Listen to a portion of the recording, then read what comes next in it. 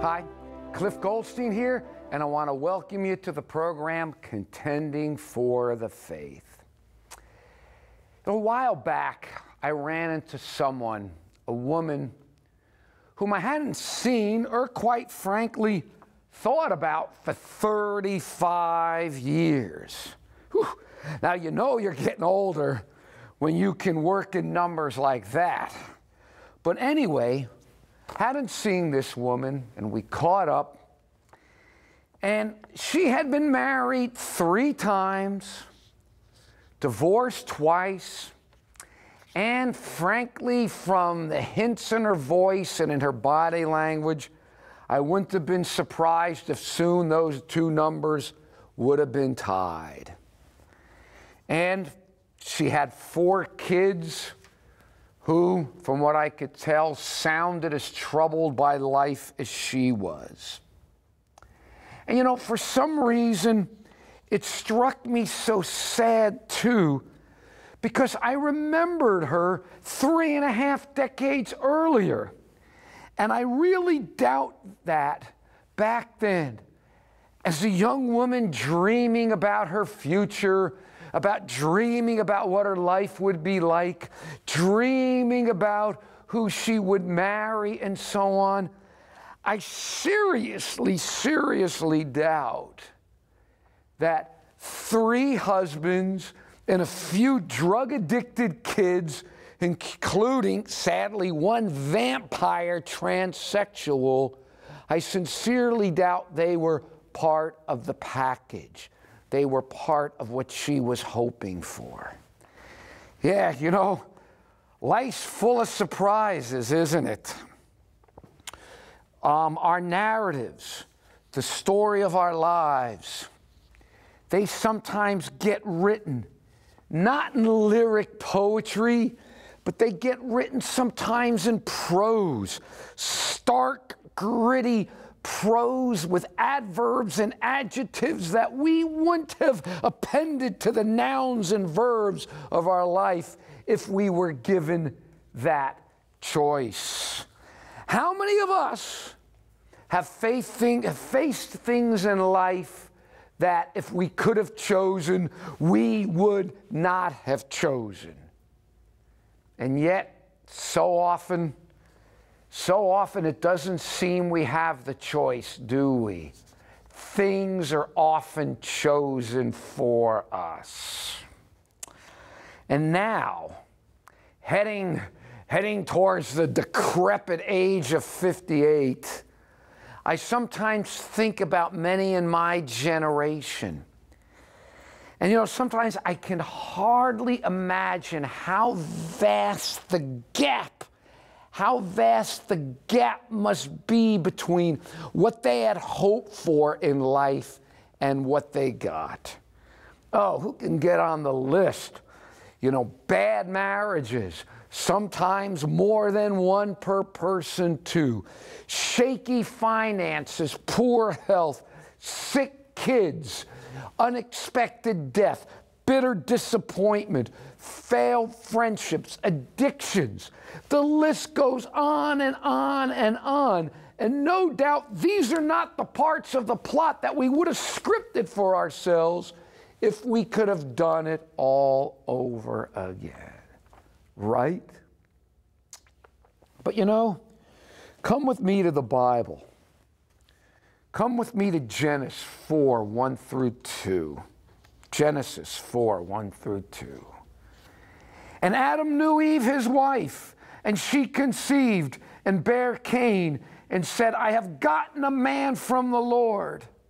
And she bare his brother Abel, and Abel was a keeper of sheep, but Cain was a tiller of the ground. Now, it's very interesting. The original Hebrew in Genesis 4:1, you could read it literally, I have gained a man, the Lord. It's the word for Yahweh, the Yod, He, Vav, He, the sacred name. And though commentators for millennia have been debating for millennia the meaning of the text, it's very possible that she understood this one to be the hoped-for seed, the one promised in Genesis 3:15, what's called the proto-evangelicum, or the first gospel promise. Thus, the point is, if that's truly what she meant there, then Eve sure had great hopes for that child. Yet even in their fallen world, even with the pain and the bitterness of being the only humans to have ever known an unfallen world, I have no doubt that whatever plans they had for the future, whatever their hopes, whatever their dreams, whatever, especially for their children, I have no doubt that this was not part of it. And Genesis 4:8, and Cain talked with Abel his brother, and it came to pass that when they were in the field, that Cain rose up against his brother Abel and slew him. I mean, can you imagine that? Can you imagine? Talk about the disappointment. Talk about life throwing a curve at what they didn't expect. Or look at this. Exodus 2:21. And Moses was content to dwell with the man, and he gave Moses Zipporah his daughter. So Moses, basically a fugitive for 40 years, marries the daughter of this priest of Midian. And they're wandering in the desert for 40 years, having to eat only manna, a group of people who weren't even her own. Hardly sounds like anyone's dream life, does it? Then there were even more problems. We know from Numbers 12:1. And Miriam and Adam spoke against Moses because of the Ethiopian woman whom he had married, for he had married an Ethiopian woman. So she marries into a family that doesn't even like her. And I like this quote here from Ellen White. Yielding to the spirit of dissatisfaction, Miriam found cause of complaint in the events that God had especially overruled. The marriage of Moses had been displeasing to her. That he should choose a woman of another nation instead of taking a wife from among the Hebrews was an offense to her family and national pride. Zipporah was treated with ill-disguised contempt. Now, I don't really know how much Zipporah knew of Moses, his background, whatever, when she married him. But somehow, I don't have a problem thinking that whatever she envisioned for herself and for her married life, this wasn't it. Okay, let's go on. What about the story of Leah? Okay, with the story of Leah. Now, you know the story. I've got the text here. Laban had 2 daughters. The older was Rachel, and the name of the older was Leah, and the name of the younger was Rachel. And you know the story. Jacob wanted one. He wanted Rachel, not Leah, and so on. And he worked all those years for her. And then the wedding night comes, and the father slips in Leah instead of Rachel, and so on and so forth. And then he wakes up and sees he was with the wrong woman. And so he works for 7 more years, and he finally gets Rachel. I mean, come on, talk about a marriage made in heaven. Okay? You know the rest of the story. What happens after Laban got caught? You know, so Jacob goes and he marries Rachel as well. So there's Leah. I don't think Leah's life turned out to be what she or what any young woman would have wanted. Do you? That hardly sounds like a loving, happy home. And certainly her marriage wasn't anything I imagine she ever dreamt it would be. But again, life has a way of doing that to us, doesn't it? And the youthful Jeremiah. I think of the youthful Jeremiah. He came from a patrician family, a priestly family, a priestly caste, I believe, or he was a Benjaminite, I can't remember, but all I know is he came from upper crust and so on. And yet, whatever his hopes or ambitions, they surely didn't include being railed against, castigated, and deemed a traitor by his own nation. Here's a small taste of what this man was feeling. Lamentations. Look, O Lord, and consider, for I am despised. Is it nothing to you and all who pass by?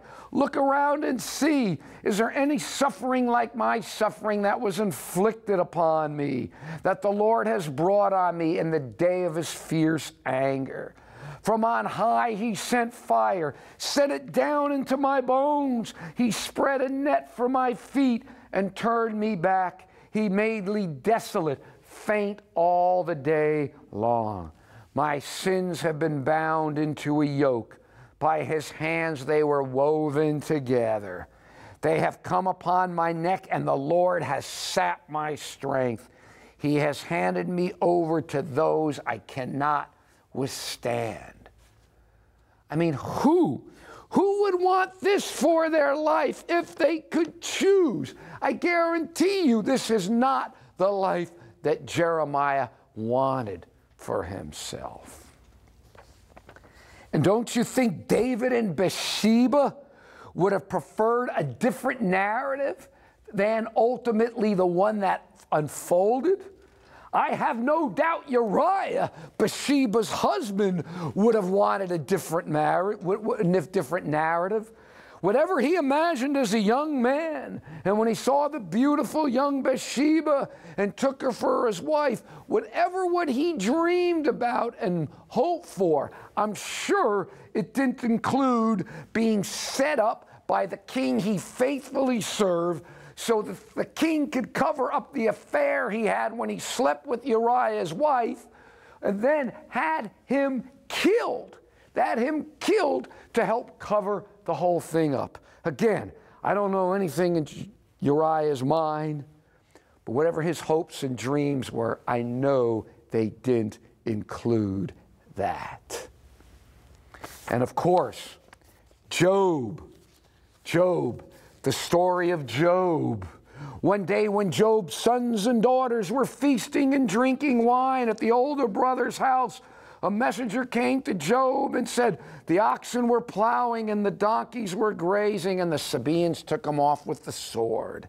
And then later on, when he gets over that, another servant comes and tells him that fire from God fell out of the sky and wiped out all his sheep and his servants and so on.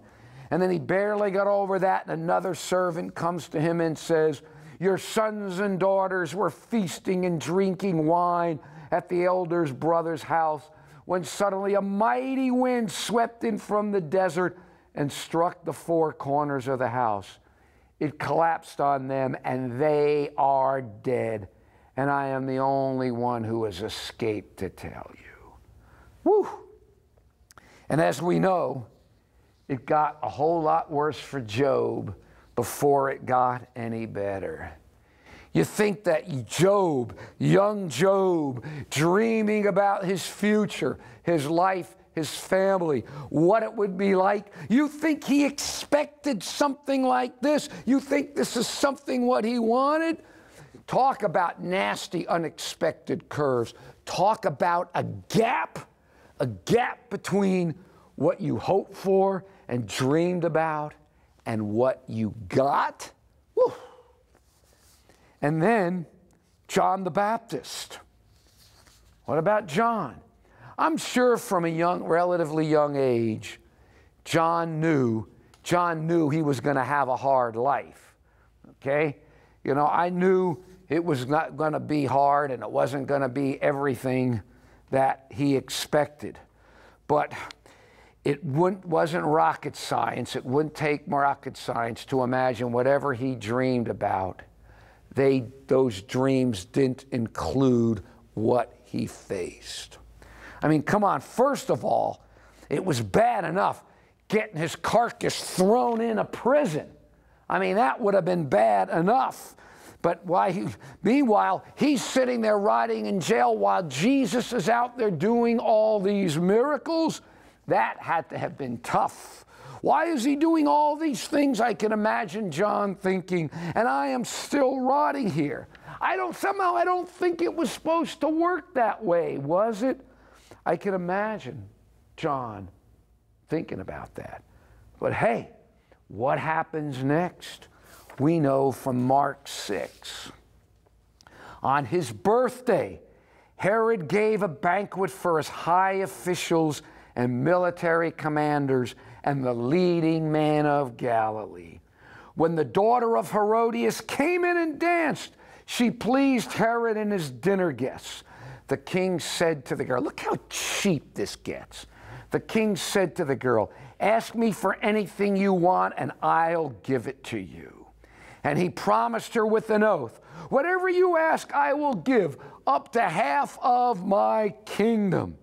She went out and said to the mother, what shall I ask for? The head of John the Baptist, she answered. At once the girl hurried into the king with the request, I want you to give me right now the head of John the Baptist on a platter.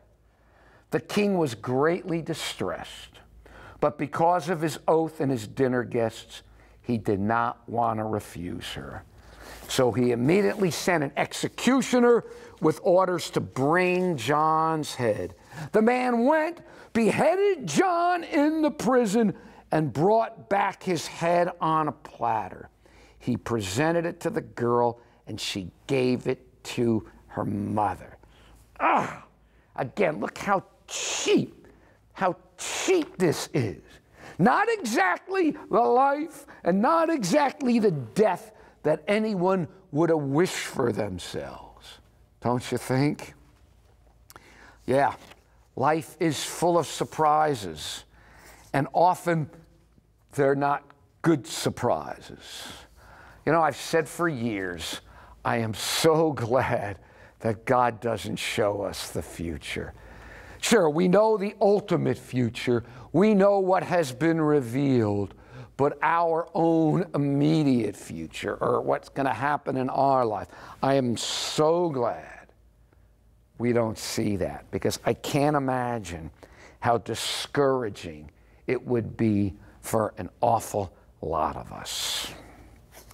And then what about the Pharisee, Saul of Tarsus? No doubt a brilliant and ambitious young man, the cream of society, a man who was apparently moving up the ranks, and no doubt probably was going to have a great future. And I'm sure he spent plenty of time dwelling on that future and what he hoped he would do and what he would accomplish in his life as a spiritual leader among his own people. But as I said, I'm glad we don't know the future, because I doubt, though, as John the Baptist was anticipating the future, as Paul was anticipating the future, that this is what Paul had in mind. 5 times I received from the Jews 40 lashes minus 1. 3 times I was beaten with rods. Once I was stoned. 3 times shipwrecked. I spent a day and night in the open sea. I have been constantly on the move. I have been in danger from rivers, in danger from bandits, in danger from my own countrymen, in danger from Gentiles, in danger in the city, in danger in the country, in danger at sea, and in danger from false brothers. I have labored and toiled and often gone without sleep. I have been I have known hunger and thirst and have often gone without food. I have been cold and naked. Besides everything else, I faced the daily pressure of my concern for the churches. Yeah, things don't necessarily turn out for us as we would have expected, as we would hope. Of course, sometimes they do. Sometimes they turn out even better than what we have hoped for. But again, as I look around, I look around in many of my generations, in the church, outside the church, it doesn't make a difference. And I can't help but think of the gap, the vast gap between what they had dreamt and hoped their life would be and what that life ultimately turned out to be. You know, I remember one time, I've thought about this before. I remember one time years ago, I was visiting the Amsterdam Zoo. And over in Europe, I still don't get used to this. You got to pay to use the bathrooms there. And I go to use the bathroom in the Amsterdam Zoo, and there was a woman there, an older woman in a little schmata. I guess I don't know if that's a Yiddish word. I don't know. It's like a little dirty little dress or something. I don't know. Schmata. You learned a new word, a Yiddish word. And she's sitting there at the table. She's got a cigar box full of change. And her job is you pay the woman. And I remember afterwards, I wrote a poem about her. And I just envisioned her as a young woman, whatever her hopes and her dreams were. And I contrasted that because to now here she's this old woman sitting in front of outside of a smelly toilet with a cigar box full of change. Again, talk about the gap between what you might have envisioned for your life and what life ultimately gave you. But then what about Jesus, though? What about how his life turned out? You know, of course, on one level, Jesus was, quote, the lamb slain from the foundation of the world, Revelation 13:8. Of course, Jesus was to come to die. It was the whole purpose of the plan of salvation. Jesus was to come and die. That was the whole point of the gospel. He had to die. He had to give his life for us. You know, he gave his life because he's the only one who could make atonement. We are sinners. We have violated the law of God. If you heard a previous talk that I gave called The Mathematics of Salvation, you'll know we do not have what's needed for salvation. We don't have the right record. We haven't kept God's law good enough. Only Jesus did. And the whole plan of salvation is centered on the idea that Jesus would come. He would live a perfect life. He would die as the substitute for us. He would pay the penalty for our sins, and his perfect life would be credited to us. And this is the great hope of the gospel. You know, I've said this before, and I'll say it again.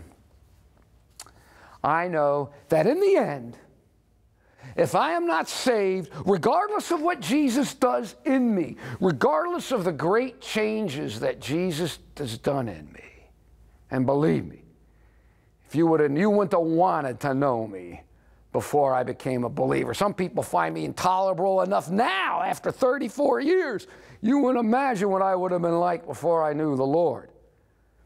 But I'm sure of one thing, that in the end, if I'm not saved by a righteousness outside of me, a righteousness in place of me, a righteousness covering me, then folks, if I'm not saved by that, then you can stand on that wall at the end of the millennium and you can wave down, because I know I'm not going to be there. So there's no question Jesus came and died for us. That was the point. And the Bible also says that Jesus had a divine human nature. Don't ask me to explain that. I don't understand how you explain that. Please, I don't know how a can opener works, much less I could understand the divine human nature of Jesus. He was fully God and fully man. Let's concentrate for a moment on the human side, his humanity. The side of Jesus that in Gethsemane cried out, "My Father, if it be possible, let this cup pass from me." Okay? You think that from his human side, and again, he was he was fully human. You think that from a human side, getting beaten, getting scorned, getting mocked, and crucified at 33 years old is what anybody would have hoped for in their life? Of course not. Of course not. And that was that side, and that was the side of Jesus crying out, his human side crying out for something different between what anybody would hope for in life and what life gave them instead. Now, I think I'm stating the obvious here. Life can and does do us all dirty, okay? But we shouldn't be surprised, should we? I mean, after all, look at what the Bible teaches. Look at what all these faithful people went through. You've all read Hebrews 11, and it talked about these people that had trials of scourging and mocking. They were sawn asunder, they were beaten, they were driven away, and on and on. These were God's faithful people. And if God's faithful ones face this, what about us who sometimes, let's face it, we're not always so faithful, are we? Notice, too, in some of those people that I mentioned earlier, some of them were victims of the wrong choices they made, and some of them were victims of the choices other people's made. But that's just how life is in a fallen world. But that's what we have to remember. This is a fallen world, and it's a world that's not destined to last forever. Okay, the world is fading away. Thus, we shouldn't be surprised at all the unfair, unjust things we face. You expect what in a fallen world? Paradise? Eden's long, long gone, folks. But listen carefully, because this is how I want to end it. Thanks to Jesus, we have this hope. It's all going to be over.